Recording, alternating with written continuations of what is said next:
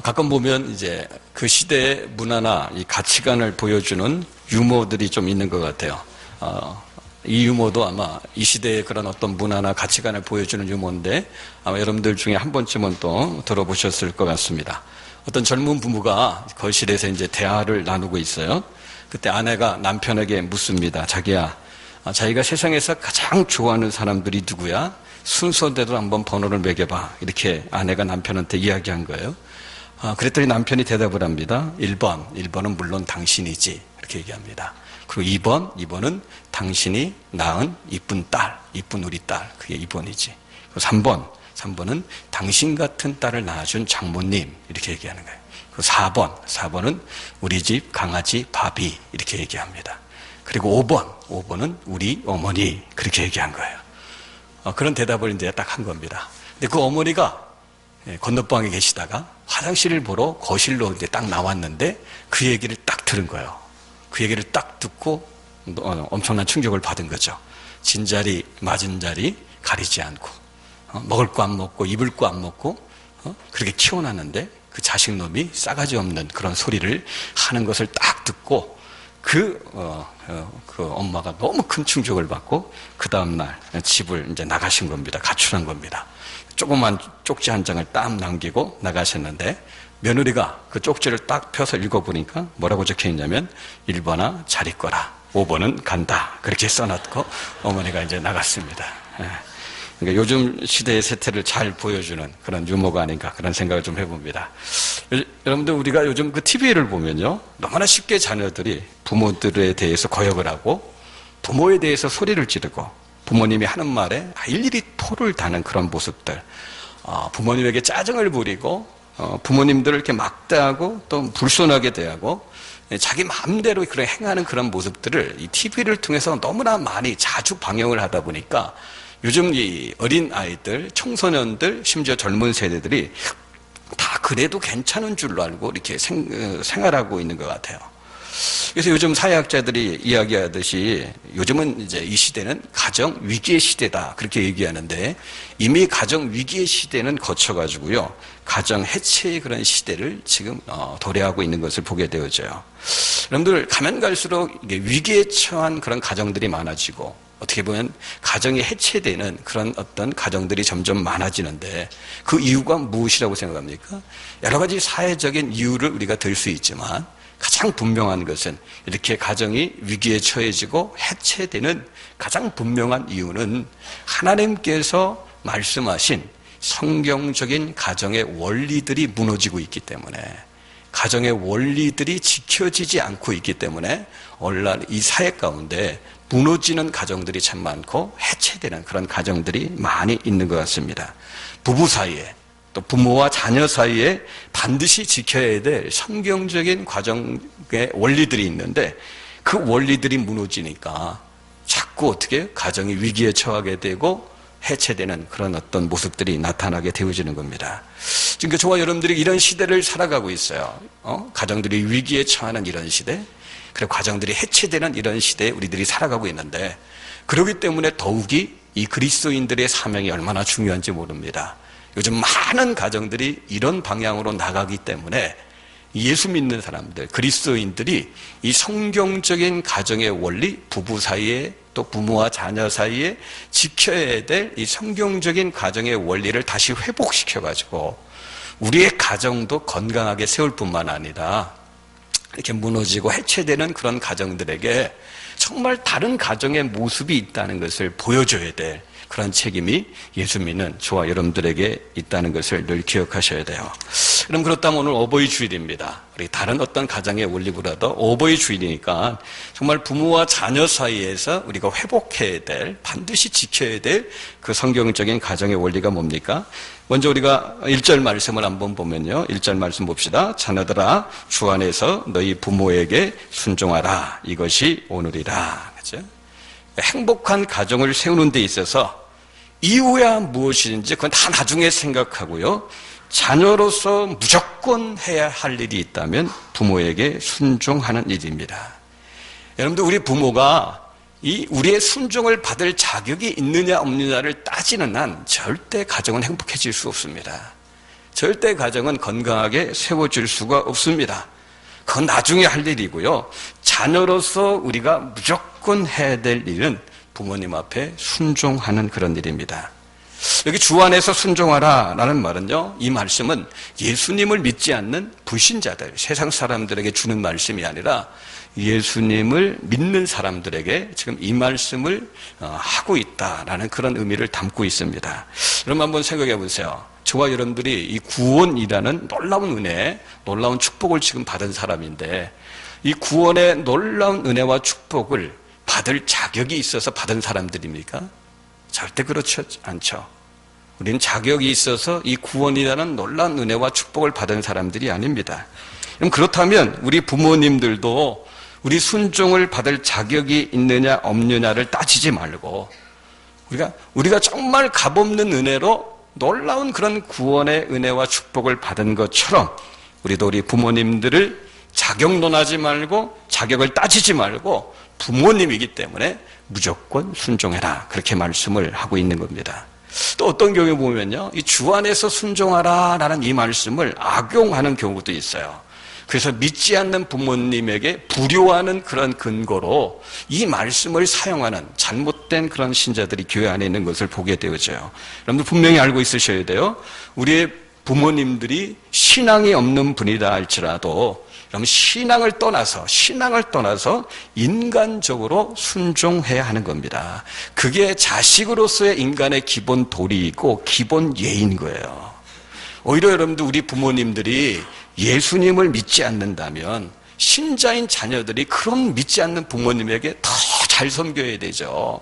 그 부모님을 더 지극성성으로 잘 섬겨가지고 믿지 않는 부모님들이, 야, 이 신앙생활한 이 자녀들은 이렇게 부모에게 효도하는구나, 이렇게 부모를 잘 섬기는구나, 이렇게 감동을 받아가지고 오히려 예수 믿는 그 안으로 들어오게 되는 그런 역사가 일어나야 하지 않겠습니까?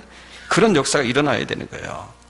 이렇게 부모에게 순종하라 이렇게 말씀하고 있는데, 또 이 바울은요, 또 이 부모에게 순종해야 될 그 이유를 두 가지를 이야기합니다. 그 첫 번째가 뭐냐면 1절 후반절에 보면 이것이 옳으니라 라는 그런 말씀이죠. 우리가 부모에게 순종하라, 이것이 옳으리라. 이것이 옳다는 말은 뭡니까? 이 부모에게 순종하는 것은 인간의 가장 기본적인 도리이고 가장 기본적인 예의라는 거예요. 가정을 건강하게 세워가는 데 있어서 가장 중요한 법칙이고 질서라는 그런 말입니다. 그래서 부모에게 순종하지 않는 자식은요, 기본이 안 돼 있는 자식이에요. 근본부터가 뭔가 잘못되어 있는 그런 자식이라는 것을 기억하셔야 돼요. 근본도 모르고 기본도 모르고 상식도 모르는 그런 자녀라는 겁니다. 또 부모에게 순종해야 될 이유가 뭐냐면 2절 후반절에 보면 그것이 바로 약속 있는 첫 계명이리라. 뭐기 때문에요? 하나님의 계명이기 때문에, 하나님의 말씀이기 때문에 그런 겁니다. 여러분들 생각해 보세요. 이게 하나님의 계명이에요. 부모에게 순종하는 것은 그냥 전통적으로 내려온 어떤 개념이 아니라 살아계신 하나님이 분명히 우리에게 명령하신 말씀이고 계명입니다.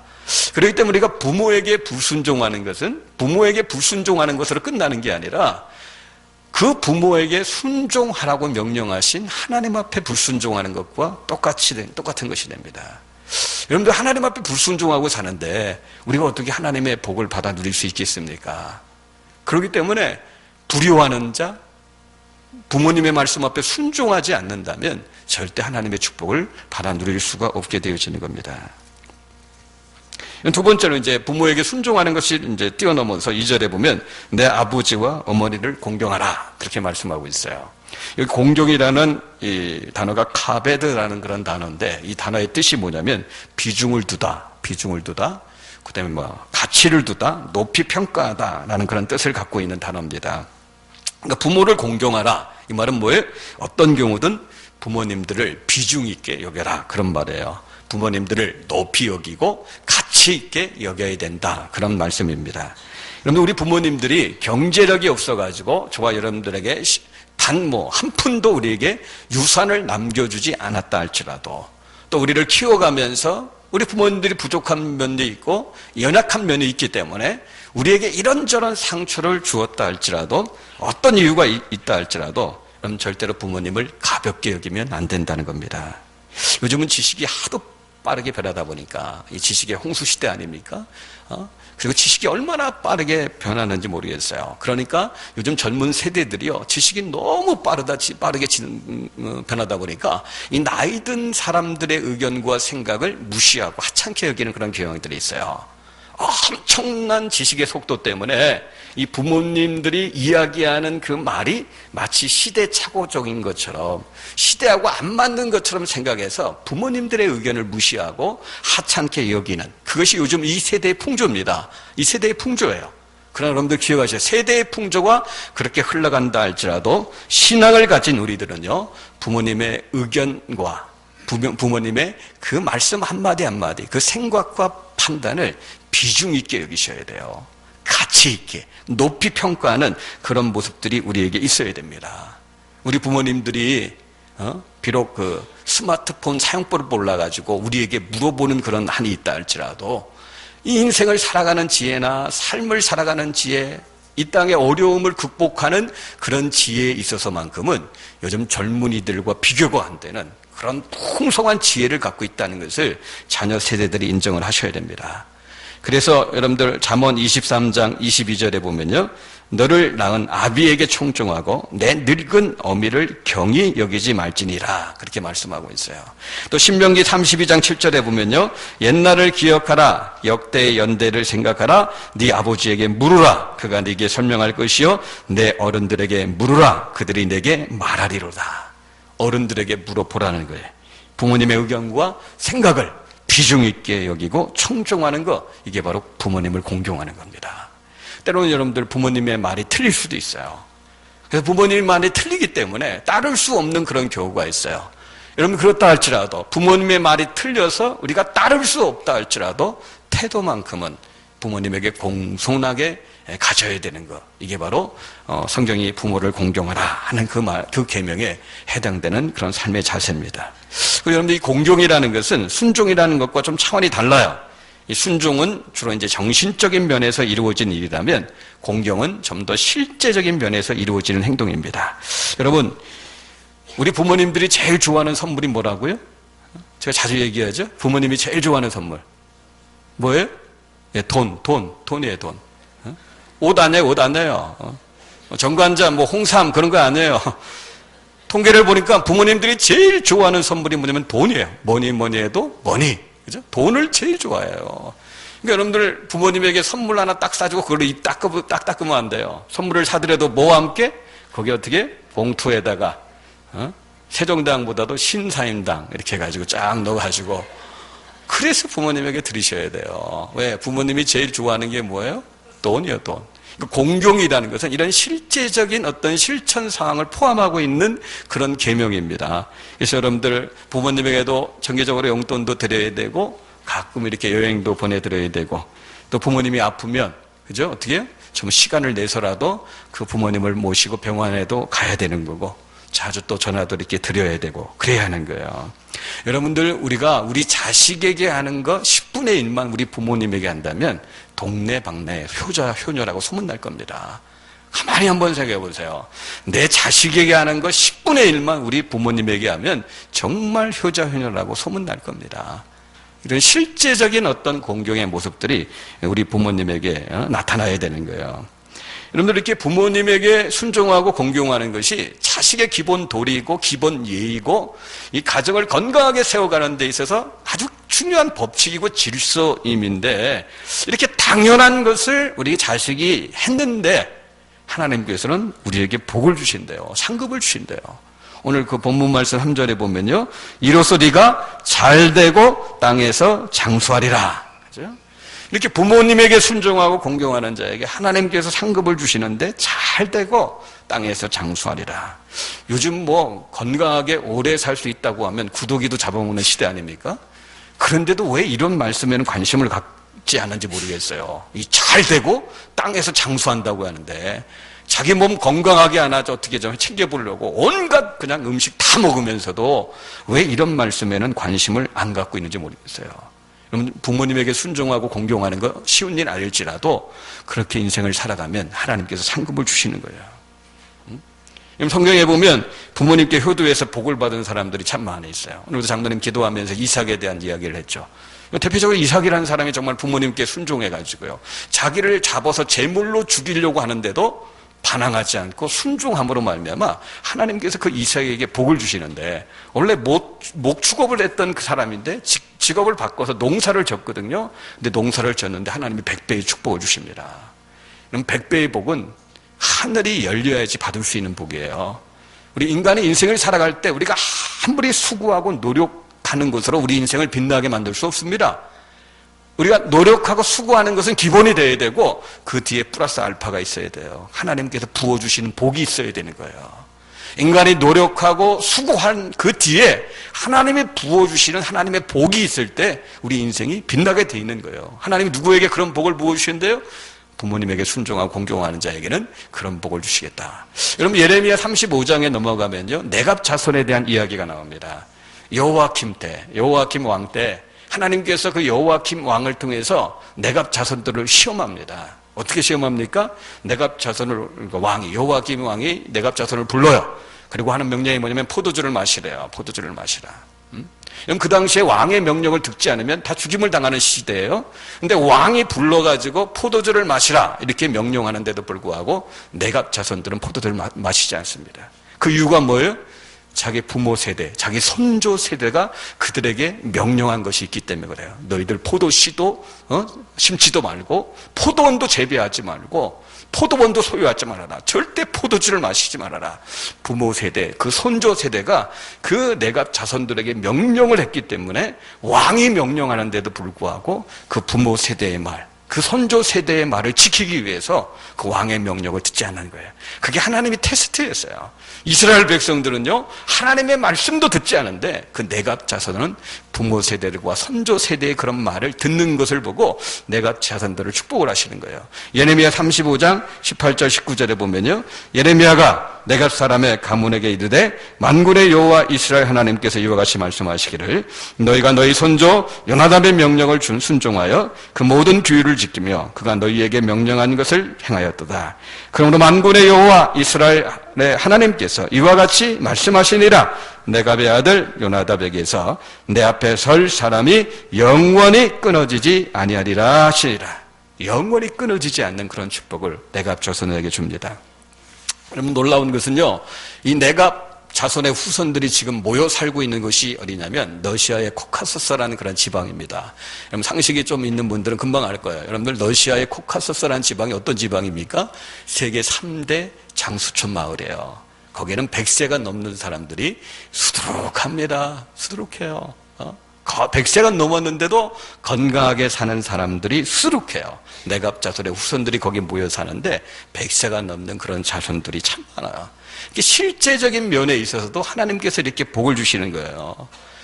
여러분들, 이런 복이 약속되지 않았다 할지라도요, 하나님께서 부모에게 순종하고 공경하고 효도하는 자에게 이런 복을 주겠다고 그런 약속이 없다 할지라도 자식의 기본 도리로서, 기본 예의로서 마땅히 부모에게 우리가 순종하고 공경해야 되는데, 오히려 이런 복까지 약속된 계명이 부모 순종, 부모 공경, 부모에게 효도하는 것이니까 저와 여러분들은 어떻게 더 열심을 내가지고, 그죠? 안 믿는 사람보다 더 열심을 내서 순종하고 공경하는 거, 이게 더 마땅하지 않습니까? 또 이런 말씀을 들으면요, 우리 부모님들 이렇게 설교를 들으면서 막 뒤를 이렇게 쳐다봐요. 우리 아들로 만나 안 왔나? 우리 며느리가 이 설교 들어야 되는데, 여러분들 또 이런 설교를 들으면서 이건 우리 아들놈이 들어야 되고 우리 며느리가 들어야 돼, 그렇게만 생각하시면 안 되고요. 어떻게 보면 이 명령은 우리 자녀들에게 주시는 하나님의 명령도 되지만 우리 부모님들에게도 주시는 하나님의 명령이 될 수 있어요. 부모된 자식들은 정말 부모님을 순종하고 공경해야 되는 거고, 부모된 우리들도 마찬가지예요. 부모된 우리들도 우리의 자녀들이 정말 우리를 공경할 수 있도록, 우리를 순종할 수 있도록 부모 노릇 제대로 타고 살아야 되죠. 그죠? 부모 노릇 제대로 타고 살아야 됩니다. 부모로서의 책임과 역할, 어때요? 제대로 감당하면서 사셔야 돼요. 그래서 이 자녀들이 이런 말을 들을 때마다 이 자녀들 가운데 5월만 되면 막 스트레스 받는 그런 자녀들이 있어요. 내가 부모에게 받은 것은 상처밖에 없는데, 아픔밖에 없는데, 부모가 부모 노릇 제대로 못해서 부모에게 맡겨진 부모의 역할 책은 제대로 감당하지 못하고 받은 것은 내가 상처와 아픔밖에 없는데, 교회 오면 가정의 달이라고 해서 부모에게 효도하라, 부모에게 공경하라, 부모에게 효도하지 않으면 기본이 안 된 놈이다, 뭐 근본부터 잘못된 놈이다, 그런 막 설교를 하니까 얼마나 스트레스 받겠습니까? 자기 나름대로 한번 해보려고 하지만 받은 건 상처의 기억밖에 없으니까. 지금도 심지어 부모님이 돌아가셨는데도 부모님 생각하면 화가 막 치밀어 오르는데, 그런 마음을 갖고 어떻게 부모님에게 순종하고 공경할 수 있겠습니까? 여러분들 부모 된 저와 여러분들도 마찬가지예요. 이 말을 들을 때 자식들한테만 요구할 것이 아니라, 봐라, 이거 하나님 말씀 앞에 순종하라고 공경하라고 하지 않았냐? 순종해, 공경해, 그렇게 요구하기에 앞서서 내가 과연 우리 자식들이 기쁨으로 자원함으로 부모된 나를 이렇게 순종하고 공경할 수 있는 그런 내가 부모로서의 삶을 살았는가, 그런 부모의 책임과 역할을 잘 감당했는가, 우리 자신도 한번 돌아보셔야 돼요. 하나님께서요, 하나님의 백성들을 향해서 나를 경외하라, 나를 순종하라, 그렇게 명령하지 않았습니까? 그런 하나님은 정말 그 자녀들이 하나님을 기쁨으로 순종하고 경외할 수 있는 그런 일들을 하나님이 행하시잖아요. 부모된 저와 여러분들도 완벽할 수는 없죠. 완전할 수는 없어요. 그러나 최선의 노력을 다해가지고 정말 자녀들이 부모를 이렇게 정말 스트레스 받지 않고 막 억지로 쥐어짜서 하는 게 아니라, 우리 부모님들 정말 부모의 역할과 책임 잘 감당하셨다, 그런 마음이 들어가지고 정말 이 부모님을 순종하고 공경할 수 있는 그런 부모로서의 삶을 저와 여러분들이 살아가셔야 되는 겁니다. 여러분들, 우리 자녀들, 우리 부모님들 중에는요, 이렇게 부모님의 역할과 책임을 잘 감당하신 분들, 부모님의 노릇을 잘 하신 분들도 있지만, 어떤 경우에는 정말 생각하기도 싫을 정도로 부모님 노릇 잘못한 그런 부모님들도 우리 가운데 있을 수 있어요. 참 부모님 노릇 잘한 분들이라면, 책임 잘 감당한 분이라면 우리가 쉽게 공경할 수 있고 정말 순종할 수 있는데, 만약 우리 부모님들이 부모 노릇 잘못한 분들이라면, 정말 그 부모님이 내게 아픔과 상처밖에 준 곳이 없다면, 그 부모님의 이름만 떠올리면 그냥 속에서 막 울분이 막 이렇게 터져 나오는 그런 어떤 부모님들이라면, 여러분 어떻게 해야 됩니까? 그러면 어떻게 해야 돼요? 우리 부모님이 그런 분이면 어떻게 해야 돼요? 분명한 것은 그 문제를 해결하셔야 돼요. 그럼 그 문제를 해결하지 못하면 그것이 우리 내면의 쓴뿌리가 돼가지고요, 우리의 삶에 악 영향을 미친다는 것을 기억하셔야 돼요. 한 40세 정도 되는 어떤 목회자의 딸의 고백입니다. 어떤 목회자의 딸의 고백이에요. 그걸 한번 읽어드릴게요. 나의 아버지는 목회에 성공하지 못했고 지금도 우울증을 앓고 있습니다. 어린 시절부터 부모님은 늘 다투셨고, 엄마는 어린 시절 나를 발가벗겨 내쫓았고 내게 칼을 휘둘러 대기도 했습니다. 나는 교회를 떠나고 하나님을 떠나는 것이 내 인생의 목표였고 20세에 그렇게 했습니다. 대학 4학년 때는 자살을 시도했지만 실패했고 나는 결혼을 했습니다. 근데 어느 날 큰아들을 피멍이 들도록 때리면서 나에게 있는 엄마의 모습을 보았을 때 큰 좌절감을 느꼈습니다. 그리고 나는 누구의 가르침도 들으려고 하지 않고 모든 것을 알고 있다는 교만한 생각을 자주 하는데, 그것이 바로 나의 아버지의 모습이었습니다. 지금도 아버지는 항상 무슨 교단, 무슨 팔을 외치며 하나님을 자기처럼 아는 사람이었고, 하나님을 바로 믿는 사람은 자기뿐이라고 생각하면서 실제 생활은 하루 종일 TV나 보고 다른 사람들을 비판하고 모든 일에 분노하며 살고 있습니다. 아빠가 걸린 내가 최고라는, 내가 가장 싫어하는 그 병에 나도 걸려있음을 보고 내 자신이 미치도록 싫었습니다. 그래서 난 하나님의 종이었던 엄마 아빠의 모습이 싫어서 하나님까지도 버렸습니다. 이런 부모가 자녀에게 축복이 되어야 되는데 오히려 상처를 주니까 그 부모가 준 상처가 본인의 가정도 파괴하고요, 영혼도 파괴하고 건강까지 파괴하는 그런 원인이 된 겁니다. 또 하나의 예를 여러분들에게 소개합니다. 어느 고등학교 선생님의 그런 어떤 자기 간증인데요. 이분은 항상 아이들을 이렇게 가르친 다음에 자기 스스로가 나는 너무 못났다, 이렇게 스스로 이렇게 주눅이 드는 그런 분이에요. 그 아이들이 그런 생각과 의도를 갖고 그 선생님을 바라보는 게 아니라, 아이들이 자기를 이렇게 쳐다보면 이 고등학교 선생님은 스스로 무슨 생각을 하냐면, 아이들도 참 나를 못났다고 생각하는구나. 아이들도 참 나를 무능하다고, 못 가르친다고, 이렇게 무가치하다고 아이들도 저렇게 생각하는구나. 아이들은 전혀 그런 생각이 없거든요. 그냥 선생님을 이렇게 바라보고 있는데도 그 선생님 스스로는 항상 그렇게 생각해. 아이들이 나를 무가치하게, 무능력하게, 못나게 이렇게 생각하고 있구나. 그게 너무 심해지는 거예요. 너무 심한 거예요. 그래서 늘 불안하고, 이렇게, 인생을 살아가는데 자신감이 없고, 막 그렇게 살아가는 거예요. 결국엔 정신과에 가서 이제 상담을 받는 겁니다. 그런데 상담을 받는 가운데 자기 안에 성인 아이가 있음을 발견하는 거죠. 너무나 작은 아이가, 자기 육체는 이미 클 대로 다 커서 성인이 됐지만, 자기 그 마음 가운데 아주 작은 아이가 무서워서 벌벌 떨고 있는 모습을 발견하게 됐다는 거예요. 그러면서 자신의 어린 시절에 대해서 이렇게 고백합니다. 나의 아버지는 너무나 강하고 엄해서 나에게 다정하게 말을 건네보신 적이 한 번도 없습니다. 조금이라도 본인의 마음에 들지 않거나 술을 먹고 들어오면 몽둥이 세례가 시작되었고 큰 아들인 나를 더 심하게 야단쳤습니다. 무엇보다도 어머니가 옆방에서 아버지에게 맞을 때 무서워서 이불을 뒤집어 쓰고 그 소리를 듣지 않으려고 몸부림치면서 나는 나 자신에 대해서 비겁한 놈이다. 나 자신에 대해서 깊은 자책감을 가지게 되었고 아무것도 할 수 없는 나 자신에 대해서 무능함을 철저하게 느꼈습니다. 그런 겁니다. 그때 느낀, 그 어린 시절에 느낀 무능함, 그 비겁함이요. 이 사람이 고등학교 선생이 돼서도 여전히 따라다니는 거예요. 그래서 아이를 가르치는데도 그때 그 영향력이 계속해서 이 사람에게 미치고 있는 것을 보게 되어지는 거예요. 여러분들, 가정이라는 것은 가정 몇 사람이 이렇게 함께 모여서 살아가는 그런 장소로 끝나는 게 아니에요. 가정은 우리의 모든 감정의 원천이 되는 장소입니다. 그래서 누군가 말했듯이요, 그럼 가정은요, 감정 덩어리입니다. 그래서 건강한 가정에서 자란 그런 사람들은요, 건강한 정서와 감정을 갖게 되어지는 거고, 건강하지 못한 가정에서 자란 사람은 어릴 때부터 이 부모로부터 받은 그 상처 때문에 마음에 응어리가 생기는 겁니다.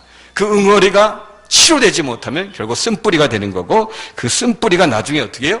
그 사람의 인생에 안 좋은 영향을 미치고 자기 부모 세대의 안 좋은 모든 모습들이 그 자녀 세대에게도 그대로 나타나고 그 다음 자녀 세대에게도 대물림되게 만드는 그런 악영향을 미치게 되어 있는 거예요. 그렇기 때문에 여러분들, 이 부분을 해결하지 않는 한 평생 이 쓴뿌리 때문에 자기에게 상처를 준 부모를 미워하고 증오하면서 삶의 다른 영역까지 다 이렇게 파괴하면서 불행하게 살 수밖에 없습니다. 혹시 저와 여러분들 가운데 정말 우리에게 주신 부모님 가운데 정말 부모님 노릇, 부모님 역할, 책임을 잘 감당한 그런 부모님 밑에서 자란 분들이 있다면 감사하셔야 되고, 정말 저와 여러분들 가운데 우리 부모님이 정말 부모 노릇 제대로 감당하지 못해서 부모 역할 제대로 감당하지 못하고 우리에게 준 것이 아픔과 상처밖에 없는, 그래서 내 안에 진짜 아픔과 상처만이 이렇게 남아져 있는 그런 어떤 분들이 있다면, 여러분들, 우리가 해야 될 일이 두 가지가 있어요. 두 가지. 그런 분들이 있다면 두 가지 일을 꼭 하셔야 됩니다. 그 첫 번째는 뭐냐면, 그런 부모님을 한번 이해해 보려고 노력을 하셔야 돼요. 그런 부모님들을 한번 이해해 보려고 노력을 하셔야 됩니다. 여러분들, 혹시 여러분들 보신 분이 있을 거예요? 이전에 SBS에서 스페셜로 이렇게 방영된 그런 프로그램인데, 거기에 어떤 내용이냐면, 어떤 아버지가 나오는데, 그 아버지가 하여튼 술만 드시면 집에 들어와서 개망나니 짓을 하는 거예요. 폭력을 막 휘두르고 상 막 뒤집어 엎고, 그 TV의 모습을 보는 순간 그 아내와 그 딸과 아들이 막 무서워서 벌벌 떠는 그런 어떤 모습들, 그런 어떤 개망나니 짓을 하는 겁니다. 그런데 그 상을 막 뒤집어 엎고 폭력을 이렇게 행사하는데, 그 카메라가 그 아들, 그 초등학교 정도 되는 그 아들을 이렇게 크로즈업 시켰는데, 그 아들의 눈동자를 이렇게 딱 크로즈업 시켰는데, 무서워서 떠는 게 아니라 이 눈이요, 도끼가 올라왔어요. 초등학교 아이 눈이 도끼가 올라왔어요. 아주 증오와 원한의 그런 도끼가 그 초등학교밖에 안 되는 아이 눈에 아주 역력하게 보여지는 거예요. 그래서 그 아들이 결국 무슨 생각을 하냐면, 내가 아버지에게 복수하겠다는 생각을 합니다. 그래서 그 아들이 한 거 뭐냐면 무술을 배웠어요. 이제 아버지하고 한판 하려고 무술을 배웠어요. 온갖 종류 무술을 다 배웠어요. 그 아들이 막 몸을 막 키우고, 그래가지고 이제 똑대가 딱 잡히고요. 무술 딱 배웠어요. 그런데 그 배운 무술로 잘못 사용해가지고 결국에는 패싸움에 걸려가지고 교도소에 갑니다. 교도소에 그 아들이. 그때 그 아버지가 늦게 깨달아요. 내가 잘못했구나. 아들이 나 때문에 이렇게 잘못했구나. 그걸 깨닫습니다. 그리고 나서 아들에게 면회를 가는데 아들이 반말로 가! 오지 마! 이렇게 얘기를 하는데도요, 그 아버지가 그 아들이 교도소에 있는 그날부터 교도소에서 나오는 그날까지 매일 아침 첫 시간에, 매일 첫 시간 면회, 2시간이 넘게 걸리는 그 거리를 걸어서 오다가 어떻게 오겠죠? 그리고 그 아들을 면회하는 거예요. 그런데도 아들이 용서가 안 되는 거예요. 용서가 안 돼. 근데 나중에 그 아들이 커가지고요, 그 아버지가 그렇게 한 행동의 그 이유에 대해서 이렇게 이야기를 한번 들어보는데, 그 아버지도요, 나름대로 가정을 잘 세워보려고 했던 아버지예요. 근데 배운 게 없는 분이에요. 배운 게 없는 분이에요.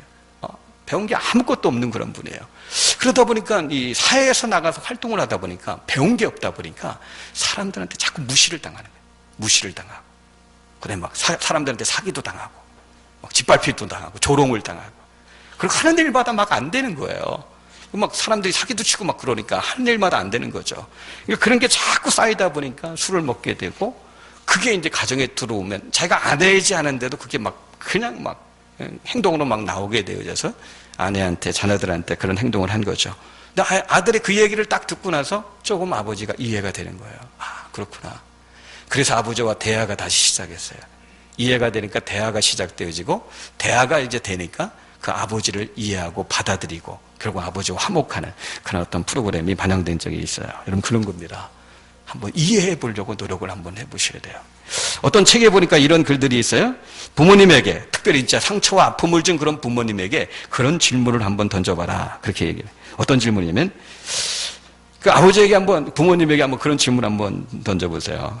아버지의 부모님은 아버지에게 어떤 부모님이셨어요? 왜냐하면 그 아버지도 피해자일 수가 있기 때문에. 아버지의 부모님은 아버지에게 어떤 부모님이셨어요? 아버지는 어릴 때 가장 아픈 기억이 무엇이에요? 아버지의 부모님은 아버지에게 어떻게 사랑을 표현하셨어요? 사랑을 또 한 번도 안 받아본 그런 자녀들, 아버지가 있을 수 있거든요. 그러니까 아버지의 부모님은 아버지에게 어떻게 사랑을 표현하셨어요? 아버지는 어릴 때 어떤 아버지가 되기를 원하셨어요? 아버지가 가장 표현하기 쉬운 감정하고 어려운 감정은 어떤 것들이에요? 아버지는 10대 시절에 무슨 꿈을 꾸셨어요? 아버지로서 가장 힘든 때는 어떤 때예요? 그리고 제가 아버지를 가장 화나게 한 것이 무엇이에요?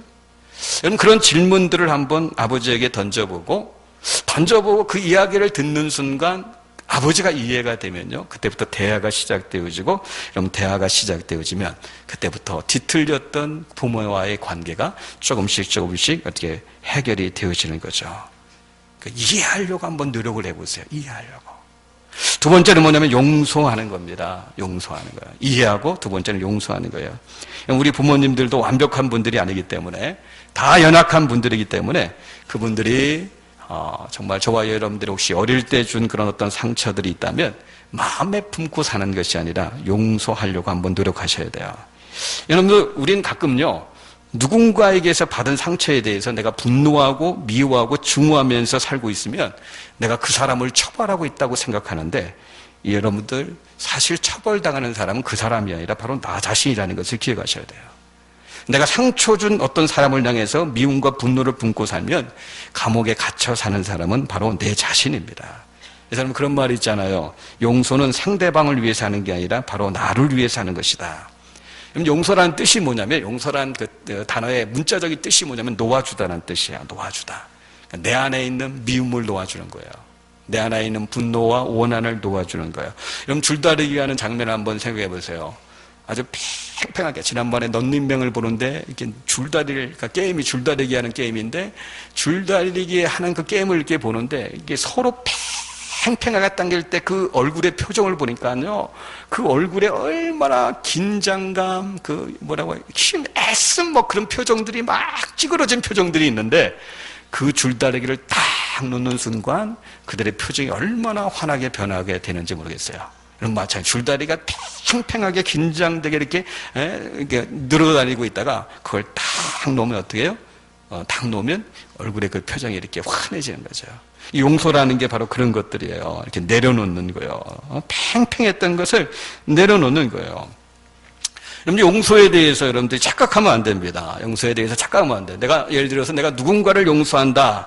이 말을요, 내가 누군가의 죄를 사해준다라고 생각하면 안 되는 거예요. 여러분들, 내가 누군가를 용서한다는 것을 마치 내가 그 사람의 죄를 용서해준다, 그 사람의 죄를 사해준다고 착각하면 안 됩니다. 여러분, 우리들 중에는 누군가의 죄를 사해줄 수 있는 권한이 있는 사람은 한 사람도 없어요. 죄를 사해줄 수 있는 분은 오직 하나님 한 분밖에 없습니다. 용서라는 건 뭐냐? 누군가의 죄를 사해주는 게 그게 용서가 아니라 죄를 사해줄 수 있는 분은 오직 하나님 한 분밖에 없기 때문에 가장 의롭고 가장 정의롭고 가장 공정하게 심판하실 하나님 앞에 그 문제를 맡기고 나는 어떻게 해요? 그걸 내려놓는 거예요. 내 원한을 내려놓고 내 미움을 내려놓고 내 증오를 내려놓는 거, 그게 바로 용서라는 겁니다. 루이스 스미드즈라는 사람이 이런 말을 했어요. 바꿀 수도 없고 잊을 수도 없는 과거의 상처를 치유하는 유일한 길은 용서하는 것이다.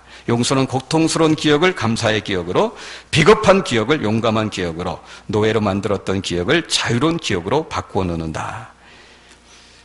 그런데도 불구하고 저와 여러분들 가운데 그래도 우리 아버지는 용서받을 자격이 없어, 그래도 우리 어머니는 용서받을 자격이 없어, 그렇게 여러분들 생각하고 있는 분들이 있다면, 여러분, 용서라는 것은 그것을 받을 자격이 있는 사람들에게 주는 게 아니에요. 여러분, 하나님이 저와 여러분들을 용서받을 자격이 있기 때문에 용서해 준다면 하나님 앞에 용서받을 수 있는 사람이 어디 있습니까? 저와 여러분들이 용서받을 자격이 있어서 하나님 앞에 용서받은 거 아닙니다. 하나님이 그 용서를 선물로 주신 거죠. 우리에게 선물로 준 겁니다. 그럼 루이스 스미드라는 사람이 계속 그런 말을 해요. 용서와 화해는 다르다, 그렇게 얘기해요. 용서와 화해는 다르다. 그러면서 그 차이점을 다음과 같이 이야기합니다. 용서하려면 한 사람이 필요하고 화해하려면 두 사람이 필요합니다. 용서는 상처받은 사람의 마음에서 일어나지만 화해는 사람들 사이의 관계에서 일어나는 일입니다. 분명히 잘못했는데 자신은 결코 잘못했다고 말하지 않는 사람도 우리는 용서할 수 있습니다. 그러나 잘못했는데 진심으로 잘못했다고 말하지 않는 사람하고는 화해가 이루어질 수 없습니다. 이전에 잘못을 한 사람이 다시는 그런 잘못을 하지 않을 것이라는 믿음이 없어도 우리는 용서할 수 있습니다. 그러나 이전에 한 번 잘못한 사람이 다시는 그런 잘못을 하지 않을 것이라는 믿음이 있어야지만 화해는 이루어질 수 있습니다. 용서는 조건을 달지 않지만 화해는 몇 가지 조건을 답니다. 이렇게 용서와 화해는 다른 겁니다. 용서는 내가 상대방의 반응에 상관없이 일방적으로 할 수 있는 거고, 내가 미움과 원한과 증오를 내려놓는 거고, 그때 비로소 화해의 첫걸음이 시작되어지는 거고, 모든 상처와 마음으로부터 우리가 자유하게 되어지는 거죠. 그런 면에서 정말 아버지가, 어머니가 나에게 준 상처가 있다면 용서해 보려고 한번 노력해 보셔야 됩니다. 내적 치유에서 쓰는 그런 방법 중에 이런 방법이 있어요. 아버지, 나에게 상처와 아픔을 주었던 그런 부모님을 이렇게 용서하는 그런 방법 중에 내적 치유 가운데 이런 방법을 쓰는 게 있습니다. 백지 한 장을 준비하셔가지고 백지 한 장을 준비해서 맨 위에다가 사랑하는 아버지께, 사랑하는 어머니께 이렇게 인사를 쓰는 거예요. 그리고 나서 그 밑에다 나는 아버지의 무엇을 용서합니다. 나는 어머니의 무엇을 용서합니다. 예를 들어서 나는 내가 자랄 때 아버지는 한 번도 나를 칭찬하지 않았고 인정하지 않았는데 그것을 내가 용서합니다. 이렇게 한번 쓰는 거죠. 아버지는 아버지의 기분에 따라서 우리에게 폭행을 휘둘렀는데 내가 그것을 용서합니다. 아버지는 끊임없이 큰형과 다른 집 아이들과 나를 비교하면서 내 자존심에 큰 상처를 주었는데 내가 그것을 용서합니다. 아버지는 가정을 돌보지 않고 도박에 빠지고 술 중독에 빠지고 외도에 빠졌는데 내가 그것을 용서합니다. 이렇게 한번 써보라는 거예요. 그리고 나서 앞에 빈 의자를 놓고 그 앞에 아버지가 있는 것처럼 생각하고 어머니가 있는 것처럼 생각하고 그걸 한번 읽으라는 거예요. 그래서 그 용서를 선포하라는 거예요. 여러분들 우리 주보에 우리 구역 모임 시간에 이거를 꼭 한번 해보라고 제가 2번에 넣어놨습니다. 1번, 2번, 3번 중에 2번에 이 구역 식구들이 정말 한 주간 동안 잘 기도해 보면서 내가 그 부모님으로부터 받은 상처와 아픔이 아직까지도 치유되지 않고 그것이 지금도 내 삶에 안 좋은 영향을 미치고 있는 그런 분들이 있다면 정말 한 주간 동안 잘 기도해 보시면서 내가 아버지의 이런 면, 어머니의 이런 면을 용서합니다. 이렇게 써갖고 오셔가지고 구역 예배 시간에 구역 식구들과 함께 이렇게 그런 부분을 함께 나누고 같이 한번 기도해 보는 그런 시간들을 한번 가져보시기 바랍니다. 그러면요, 그때 성령께서 우리 안에 역사하시면 그토록 오랫동안 나를 이렇게 짓누르고 있었던 그 원한과 중후와 그런 미움의 영이 떠나게 되어지는 그런 것들을 느끼게 될 겁니다. 여러분, 그것이 혹시 단 한 번에 이루어지지 않는다 할지라도 기도하는 가운데 계속해서 선포하는 게 아주 중요합니다. 말씀을 정리합니다. 우리 인생에는 두 가지 뿌리가 있습니다. 하나는 육신의 뿌리가 있고 또 하나는 영혼의 뿌리가 있습니다. 육신의 뿌리는 우리 육신의 부모로부터 받은 뿌리입니다. 그리고 영혼의 뿌리는 하늘 아버지에게서 받은 뿌리입니다. 이 두 가지 뿌리가 건강하게 잘 세워질 때 비로소 우리 인생이 행복해지는 겁니다. 우린 너무 영적으로만 생각해가지고요, 육신의 뿌리에 어떻게 되든 뭐 상관하지 않고 영적인 뿌리만 잘 되면 행복하겠지. 여러분, 절대 그렇지 않습니다. 우린 영혼도 갖고 있지만 육신도 갖고 있는 인간이기 때문에 육신의 뿌리도 잘 세워져야 되고 영혼의 뿌리도 잘 세워져야 돼요. 그래야지 행복할 수 있어요. 여러분, 교회 와서만 행복을 느끼면 안 되고 오히려 더 많은 시간이 가정에 있잖아요. 가정 안에서 행복을 느끼셔야 돼요. 여러분들, 교회와 가정과 육신의 뿌리와 이 영혼의 뿌리는 서로 긴밀하게 연결이 되어져 있어요. 그래서 어버이 주일을 맞이해서 정말 좋은 부모님들이라면 하나님 앞에 정말 감사하고, 혹시 연약해서 부족해서 부모님으로부터 상처와 아픔의 그런 기억들이 많은 그런 자녀들이 있다면, 그래서 부모님과의 관계가 뒤틀려 있는 그런 우리 자녀들이 있다면 오늘 주신 말씀을 좀 이렇게 삶에 좀 적용해 보는, 부모님을 한번 이해해 보려고 노력하고 부모님을 한번 용서해 보려고 노력하고, 그런 노력 가운데 성령 하나님께서 은혜를 주셔가지고 그래서 어떻게 관계가 회복되어지고 상처가 치유되짐으로 말미암아 참된 행복을 다시 한번 맛보는, 그래서 그 육신의 그 부모와의 관계 회복을 통해서 영적인 하늘 아버지, 우리 아버지와의 관계가 더 친밀해지는 그런 축복이 저와 여러분들 가운데 있기를 주님의 이름으로 축복합니다. 기도하겠습니다.